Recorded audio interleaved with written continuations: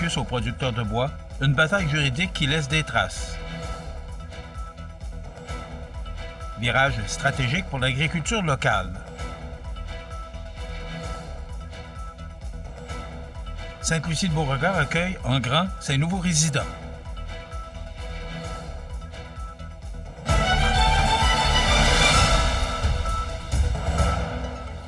Mercredi 12 mars 2025. Bonjour mesdames et messieurs et bienvenue à votre bulletin d'information régionale ce mercredi sur le réseau de télévision CMA TV. La coopérative de gestion forestière des Appalaches dénonce vivement un blocus ayant perturbé récemment ses opérations sur la seigneurie de Lotbinière. En effet, durant la semaine du 23 février dernier, des producteurs de sirop d'érable de la région, soutenus par les producteurs et productrices acéricoles du Québec, ont bloqué l'accès aux travailleurs forestiers dans le but de faire pression sur le ministère des Ressources naturelles et de la Forêt afin d'empêcher la réalisation de travaux forestiers. Face à cette situation, la ministre Blanchette Vézina a ordonné la levée du blocus. Toutefois, les moyens de pression ont persisté, forçant la coopérative à déposer une injonction auprès de la Cour supérieure.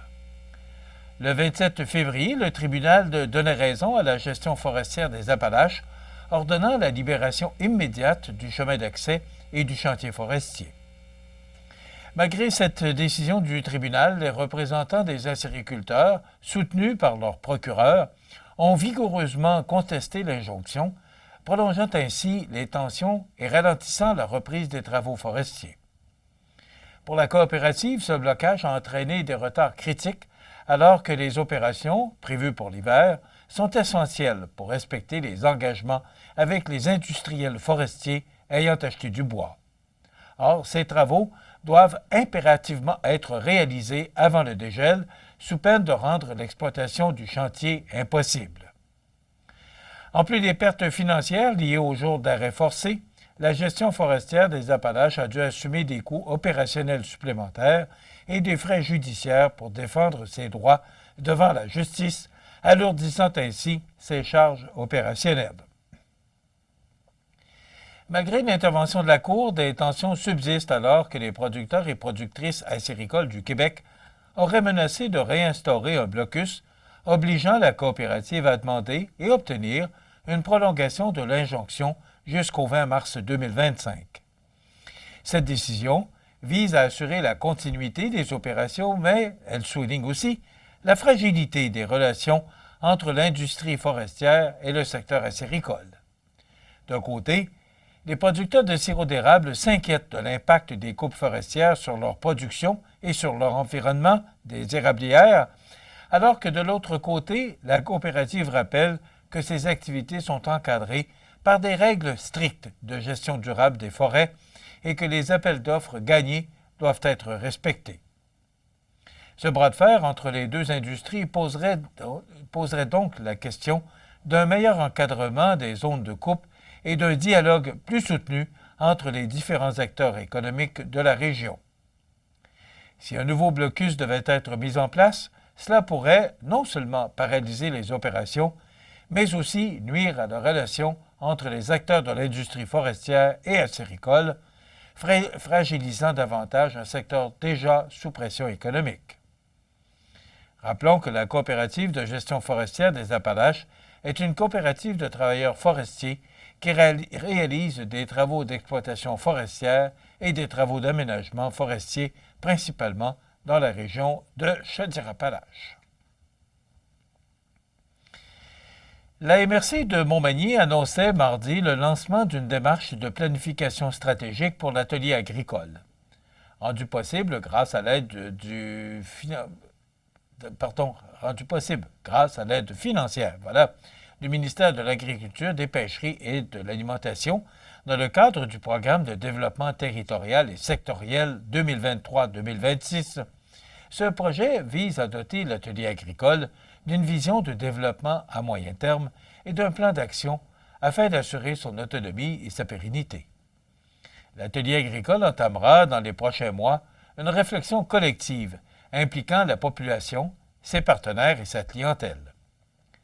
L'un des principaux objectifs de cette démarche est de recueillir des informations stratégiques afin d'alimenter le comité de gestion dans l'élaboration d'un plan d'action aligné sur les besoins et réalités du secteur agricole local. Ce processus permettra de cibler les besoins actuels de la communauté agricole, d'identifier les opportunités et les défis du secteur afin de mieux définir les priorités d'intervention. Le mandat de cette planification stratégique a été confié à Mme Virginie Guibert, consultante chez Faire ensemble autrement. Son rôle consistera à accompagner l'équipe de l'atelier agricole dans la démarche de réflexion, notamment lors des rencontres avec les partenaires et finissants de l'Institut de technologie agroalimentaire du Québec, mais également lors des entrevues exploratoires, et sera aussi appelé à réaliser un sondage. L'atelier agricole est un projet que la MRC de Montmagny a mis sur pied dans le cadre de son plan de développement de la zone agricole, avec l'implication de la ville de Montmagny, la municipalité de Saint-Paul-de-Montmagny et Soupe au Bouton.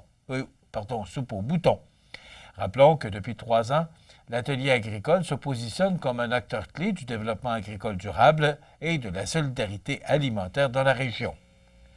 En adoptant une démarche de consultation et en impliquant activement leurs élèves agricoles, les partenaires, les institutions locales et les communautés, la MRC vise à renforcer la mobilisation au cœur de l'atelier agricole et à maximiser les retombées positives pour l'ensemble de la région.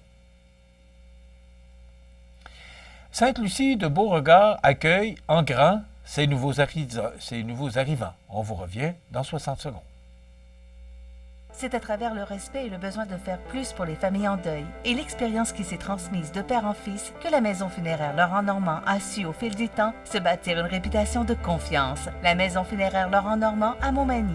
Laissez-nous vous accompagner. Le restaurant Pizzeria Porto Bellissimo, un incontournable à Saint-Jean-Port-Joli. Pizza débordante de garnitures, menus variés et abordables. Délicieux desserts avec des produits de grande qualité des gâteries de l'Ami. Porto Bellissimo et les gâteries de l'Ami, route de l'église à Saint-Jean-Port-Joli. CMA TV agrandit son rayonnement de diffusion. En plus de regarder CMA TV sur son site web et sur le câble de Cogeco, vous pouvez maintenant capter la programmation de CMA TV sur le canal numérique 206 ou analogique 14 sur le câble de Saint-Pamphile. CMA TV, partout pour vous. Vous regardez CMA TV, le réseau de l'information sur la Côte-du-Sud. Le 8 mars dernier, la municipalité de Sainte-Lucie de Beauregard déroulait le tapis rouge pour ses nouveaux arrivants. Une rencontre chaleureuse a réuni près de 70 personnes, dont 42 nouveaux résidents sur les 90 invités. Parmi eux, 15 nouveaux-nés viennent enrichir la communauté.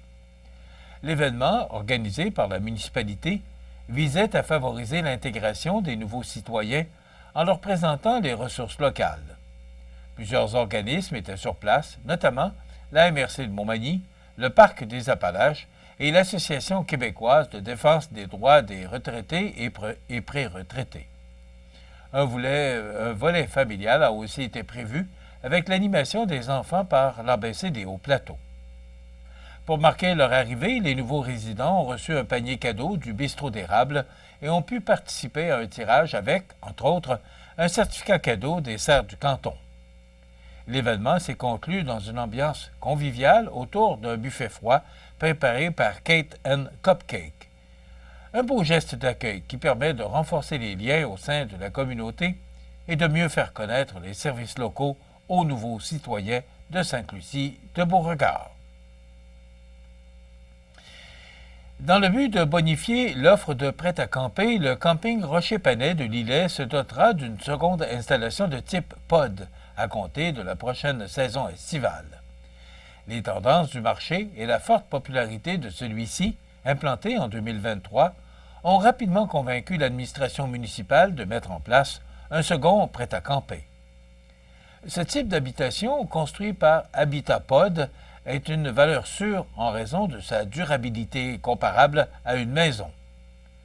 Alors que le premier implanté est davantage pour les familles, la nouveauté 2025 s'adressera davantage aux petits groupes de voyageurs puisqu'un maximum de 3 personnes pourra y séjourner.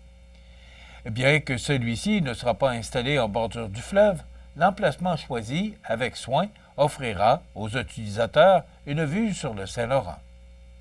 La municipalité est fière de proposer cette nouvelle installation et d'élargir son offre pour satisfaire encore plus de visiteurs. Dans le cadre de la mise à niveau des infrastructures à la traverse Québec-Lévis, entreprise au cours des dernières semaines, la Société des traversiers du Québec tient à aviser sa clientèle que de travaux aux embarcadères et à l'ascenseur de la gare maritime de Québec seront réalisés. En conséquence, la traverse Québec-Lévis offrira un service entièrement piéton entre le 25 mars et le 16 avril. Une interruption du service aux automobiles est donc prévue durant cette période. Les charnières des rampes d'embarquement des véhicules de Québec et de Lévis seront changées.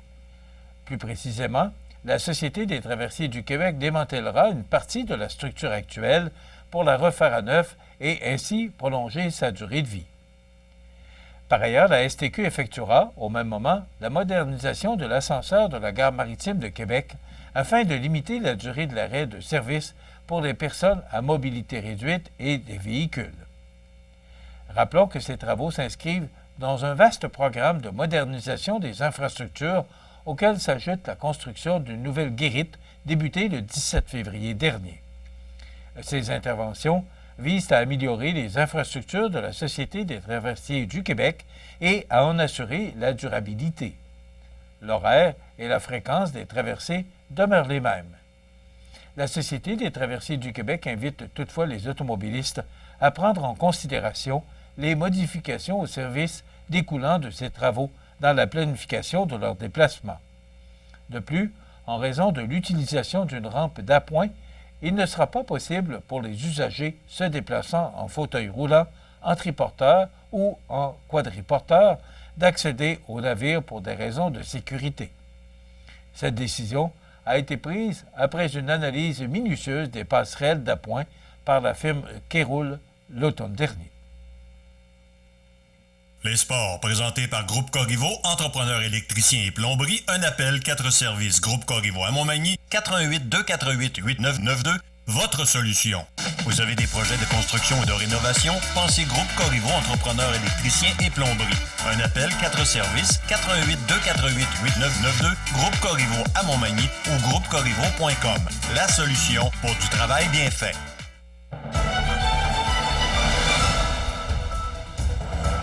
Au sport, voici le résultat des matchs présentés en fin de semaine dernière dans la Ligue de hockey olympique de Montmagny. Le restaurant La Rive et le groupe MG prennent les commandes de leur série. En effet, le restaurant La Rive s'est imposé 4-2 face à Armoire-Mathurin. Les 2 derniers matchs de la saison avaient semé le doute dans l'esprit de l'équipe en tête du classement, mais le restaurant La Rive a réagi en prenant le contrôle de cette première demi-finale. Pour l'autre série, le groupe MG, bien que privé des joueurs comme Félix Saint-Pierre et Xavier Paré, remporte le premier match de cette série 3-1. Francis Debilly termine la rencontre avec un taux d'efficacité de 0,960, donnant le ton à cette deuxième série demi-finale. Les prochaines rencontres auront lieu vendredi 14 mars à partir de 19h30 et si nécessaire, le troisième match se déroulera dimanche 16 mars à partir de 13h30. Et voici les équipes gagnantes du dernier tournoi de pétanque qui s'est déroulé au Blodrome de Montmagny samedi 8 mars dernier. Première position, Christian Blais, Micheline Robin, Noëlla Nadeau. Deuxième position, Jean-Marc Simard, Jean-Louis Labonté et Ghislain Potvin. Troisième position, Bernard Durand, Lucie Audette et Denise Simard. Quatrième position, Céline Marcotte et Réjeanne Coulombe. Cinquième position, Michel Létourneau, Nathalie Rioux et Janine Vézina. En sixième position, Simon-Pierre Aude, Micheline Aymon et Yvonnette Tremblay. Septième position, Jocelyne Deschaines, Huguette Caron et Christiane Doré. Prochain tournoi, samedi prochain, le 15 mars. Voilà ce qui complète votre bulletin d'actualité de ce mercredi 12 mars. Dans un moment, les prévisions de la météo et l'état des routes. Voilà, c'est tout pour l'instant. Bonne journée, mesdames, messieurs. Pour joindre la salle de nouvelles de CMA-TV, nouvelles au pluriel @cmatv.ca ou encore 88 241 13 13 poste 226. Les prévisions de la météo. Une présentation de Promutuelle Assurance Montmagny-Lillet. Toujours à l'écoute de vos besoins.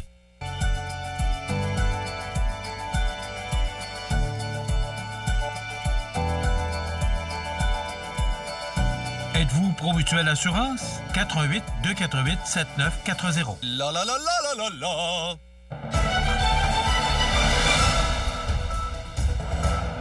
Même si le printemps n'est pas officiellement arrivé, je vous dirais qu'hier, ça ressemblait un peu à une journée printanière. On a eu quand même passablement de pluie, mais tout ça est derrière nous, ça se dégage actuellement.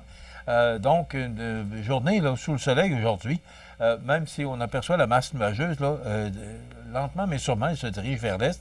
Et comme vous pouvez apercevoir sur notre image radar, il n'y a pas de précipitation pour les prochaines heures. Donc, ça nous donne en résumé pour aujourd'hui, mercredi, du soleil avec des vents jusqu'à 15 km/h, maximum de moins 5.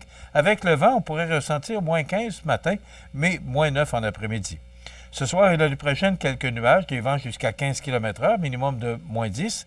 Demain, jeudi, alternance de soleil et de nuages, vent devenant du sud-ouest à 20 km/h en après-midi, avec un maximum de 0.